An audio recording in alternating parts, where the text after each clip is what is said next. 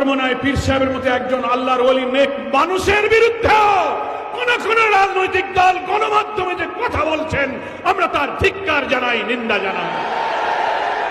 এটা তার বিরুদ্ধে বক্তব্য নয়। ইসলামী মূল্যবোধের প্রতীক যিনি, তার বিরুদ্ধে কথা বলার অর্থ হলো ইসলামী সমাজ, রাষ্ট্র, ঐতিহ্য এবং আদর্শের বিরুদ্ধে কথা বলা।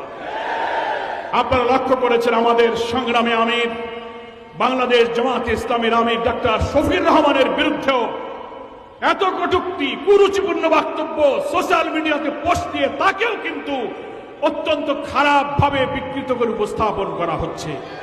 বাংলাদেশের ইসলামী আন্দোলনের পক্ষে যারা থাকেন, ইসলামী সমাজ এবং রাষ্ট্রের কথা যারা বলেন, চাঁদাবাজি, মস্তানি, খুন, ধর্ষণ, নারী নির্যাতন, ঘুষ এবং মানব রচিত তন্ত্রমন্ত্রের বিরুদ্ধে যারা একটি নতুন সমাজ গড়ার স্বপ্ন দেখছেন, সেই নেতৃবৃন্দের বিরুদ্ধে এই অপপ্রচার হচ্ছে একটি ষড়যন্ত্রের অংশ। আমরা এর যেমন তীব্র নিন্দা জানাই।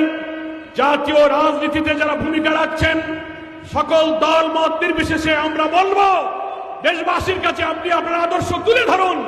আপনার চরিত্র আদর্শ যদি জনগণ পছন্দ করে, লোকেরা আপনাকে ভোট দেবে।